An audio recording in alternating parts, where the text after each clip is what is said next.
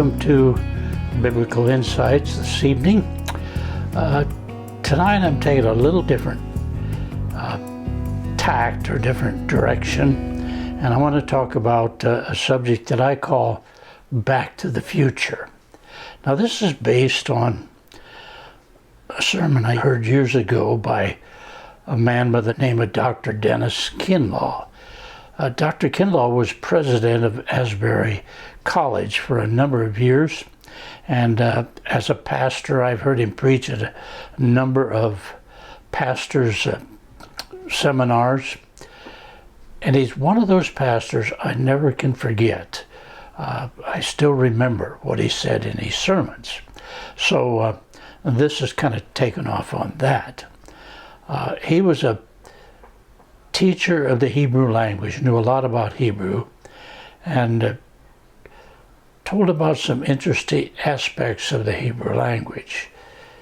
Hebrew words are actually pictures. As a matter of fact, every letter of the Hebrew alphabet has some picture associated with it.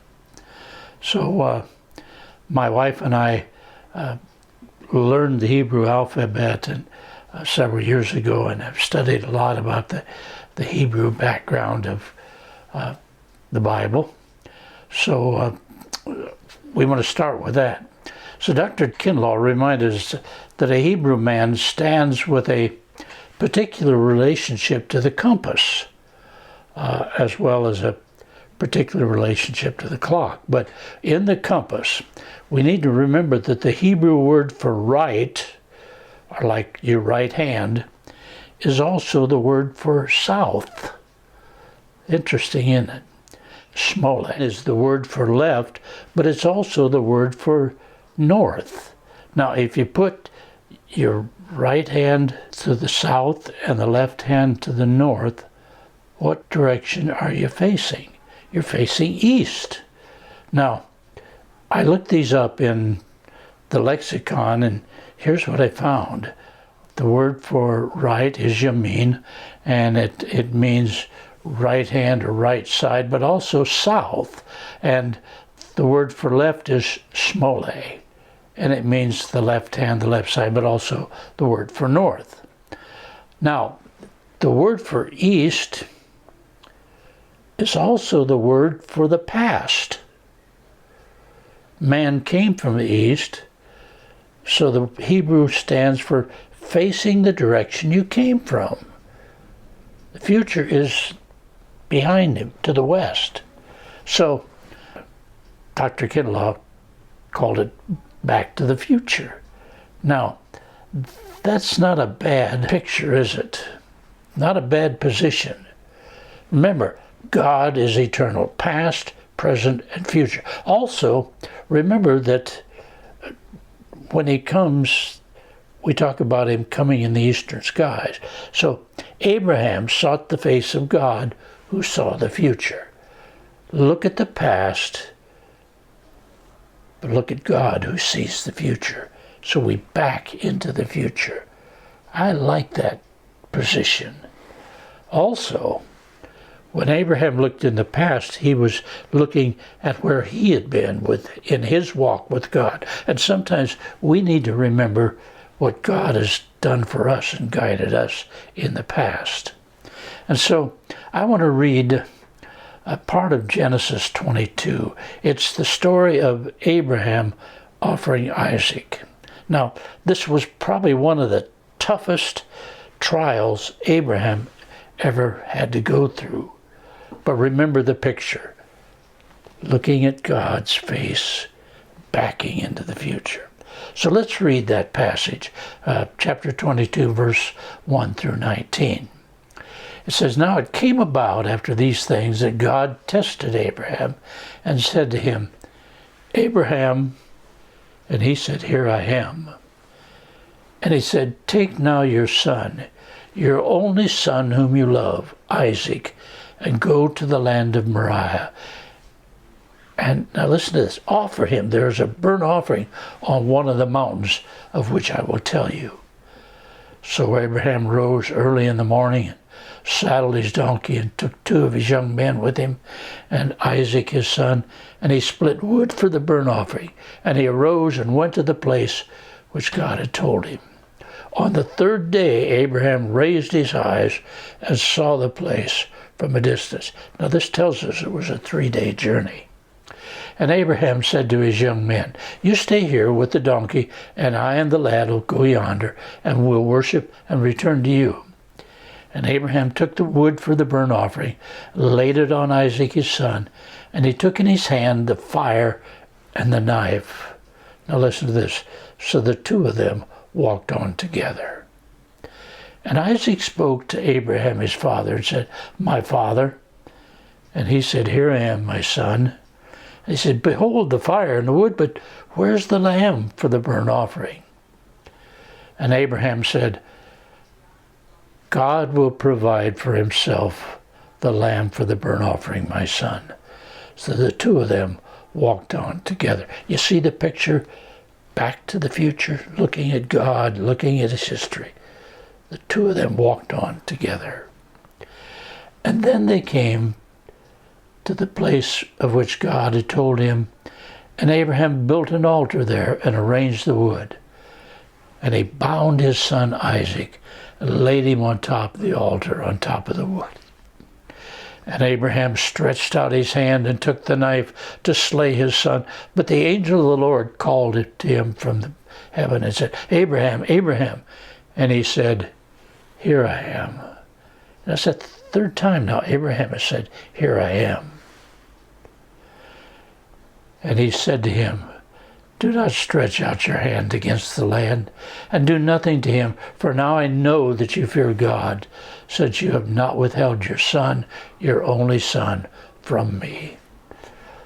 Then Abraham raised his eyes and looked, and behold, behind him a ram caught in the thicket by his horns. And Abraham went and took the ram and offered him for a burnt offering in the place of his son. And Abraham called that place, "The Lord will provide." And it said, "On this day in the mount of the Lord it will be provided." Then the angel of the Lord called to Abraham a 2nd time from heaven. And he said, "By myself I have sworn, declares the Lord, because you have done this thing and have not withheld your son, your only son. Indeed, I will greatly bless you, and I will greatly multiply your seed as the stars of the heavens, as the sand which is on the seashore, and your seed shall possess the gate of your enemies. And in your seed all the nations of the earth shall be blessed, because you have obeyed my voice." So Abraham returned to his young men, and they arose and went together to Beersheba, and Abraham lived at Beersheba. Quite a story, but through it all you can see Abraham was going on faith. So in his example in the scripture, we see several qualities of this trust that lets us back into the future. Qualities that are only evident as a man's loyalty to God is tested. Let's look at some of those qualities. Remember now that Abraham had trusted God for many years at this point. He truly had a past in which he could remember God's promises, God's guidance, God's answers to his prayer. So the first quality we see is obedience when we hear no answer. What does a child of God do when he doesn't hear any answers to his questions of God? Nothing. We do nothing until the answer becomes clear. He simply obeys what he knows as truth. So it's the obedience, first of all, preparation. Now, between God's command in verse 2 and Abraham's answer, he got up early in the morning, there was a long, dark night. Now, A.W. Tozer, who's another writer, speaks to the preparation that went on during this period, during this night. Here's what he says, and I'm going to read it for you. The sacred writer spares us a close-up of the agony of that night on the slopes near Beersheba when the aged man headed out with his God. But respectful imagination might view in awe the bent form and the convulsive wrestling alone under the stars. Now listen to this. Possibly not again until a greater man than Abraham wrestled in the Garden of Gethsemane did such mortal pain visit a human soul. If only the man himself might have been allowed to die. Remember, Abraham was old. That would have been 1,000 times easier, for he was now old. Abraham knew the promise of salvation was wrapped up in that boy. And so while the stars shone like sharp white points over the tent where the sleeping Isaac lay, and long before the gray dawn had begun to lighten the east, the old saint had made up his mind. He would offer his son as God had directed him to do, and then trust God to raise him from the dead. You see, he didn't understand God's method, but he correctly sensed the great heart of God. What a picture of that long night.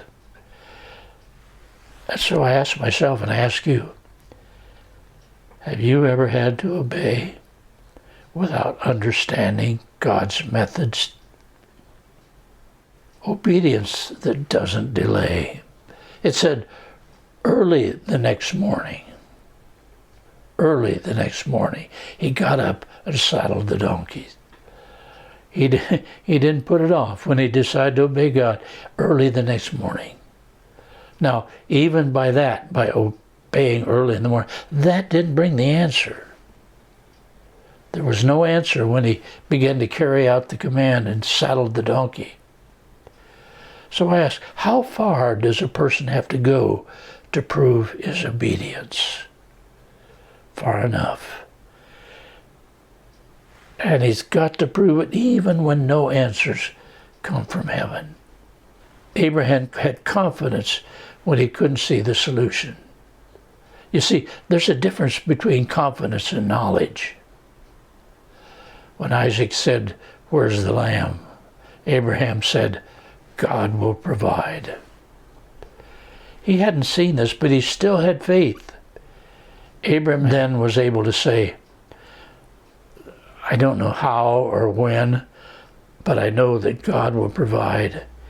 He may not have seen clearly, but he saw certainly. He knew God would provide. Now, in the letter to Hebrews, we find a couple of verses I want to read that this writer, New Testament writer, looks back at Abraham and says this. I'm reading from Hebrews. By faith, Abraham, when he was tested, offered up Isaac. And he who had received the promise was offering up his only begotten son. It was he to whom it was said, "In Isaac your descendants shall be called." He considered that God is able to raise men even from the dead, from which he also received him back as a type. Now, that last statement I read, from which he also received him back as a type. This was because Abraham knew who God was. He was backing into the future, looking into the face of God. Why? Because God has been faithful in the past. Now, whom he knew received him back as a type. Many commentators believe that the picture of Abraham offering Isaac, you notice early in the story it said, "Offer up your only son whom you love." I think there's a key there, and another one here when he said, "God will provide."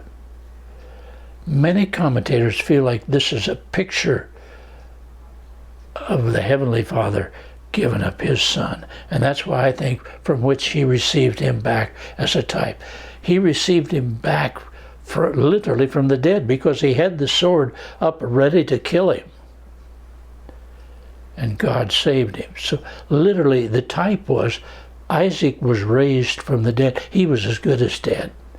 but he was raised as a type, and it pictures Jesus dying on the cross. You notice Tozer mentioned when it was I read that not until a greater than Jacob wrestled in the Garden of Gethsemane. So in all this story, we see a picture of the love of God giving his only son, whom he loved, for us. Another thing we see in Abraham was perseverance when you feel no hope. How do you think Abraham felt? He heard no answer, he had no solution, but he was confident and obedient. Even more, he's no quitter. Well, he must have felt like quitting, as any loving father would. Abraham was the very picture of hanging in there, perseverance. So I ask myself, when do I say that's as far as I go? That's when I quit. Some say that he knew God's best was better than his, so he stuck with it. How we could learn from this. Even when we feel hopeless and what God is asking us to do seems impossible or hopeless, do we do it? You notice twice in that passage, it says the two of them walked on together.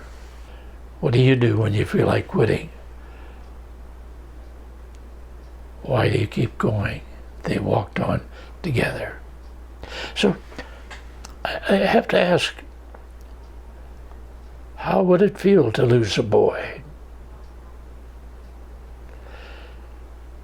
You might even have confidence God would provide, but think about the anguish before God actually provided. Think about Abraham's anguish as he raised that knife to offer his son. So I think about all of our situations. How do you feel? Remember when the call from the hospital came late at night? I remember that in our lives, when a call came from the hospital that our son had been hit on his motorcycle. Or think about this. Remember waiting for a call when you didn't know where he was. Or parents, remember seeing them make wrong decisions, but knowing that we can't make their decisions any longer because they're adults now. Remember the anguish of thinking that we might lose them to Christ and to the church. They're making wrong decisions. Now remember the inner assurance that we have that says, I love them more than you do. Keep on keeping on. The key was that Abraham loved God even more than his promise to him. It's easy to have grace when things are going well and we get promotions and God answers prayer. But what about the times when it's kind of the reverse? It turns out different than we thought it does. Remember always that God's promise proves out in both circumstances, so hang in there. Hold on. Now, the end result. Because Abraham persevered or hung in there, God knew that he could trust his servant. Sometimes we think we've lost the most important things until we remember that what's truly essential is our faith in God. Do you remember that verse 19 that said, Abraham returned to his young men? Now, did you notice here, it doesn't say Abraham and Isaac returned, it says Abraham returned. Isaac isn't even mentioned here. In fact, Isaac is mentioned next when Abraham sends his servant to look for a bride, a wife for him.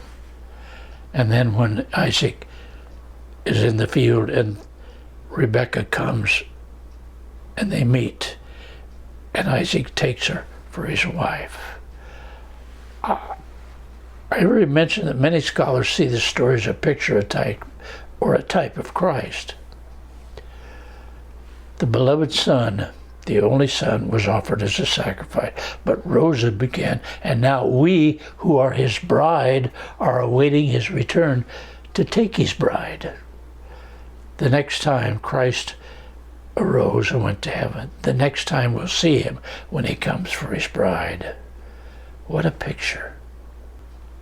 And so I asked myself, am I willing to travel to Mount Moriah with my son? In other words, am I willing to take the risks to obey what I know to be the will of God, even though I don't understand it? Are my hands open before God? Can he have my possessions? Is my Isaac on the altar, my special trinket, my hidden love, my emotional feelings, my ambitions, my future, my treasure? Are they really on the altar? Am I willing to leave God in control? Or do I insist on turning around and facing my future? When failure seems imminent, do I trust him confidently? In other words, do I have that closeness to God that's necessary to back into the future? Thank you for listening. Back to the Future. I hope that's your ambition. I hope that's your goal, to obey God even when we don't see the results. Trust him. Look at God back into the future. Thank you for being with us tonight.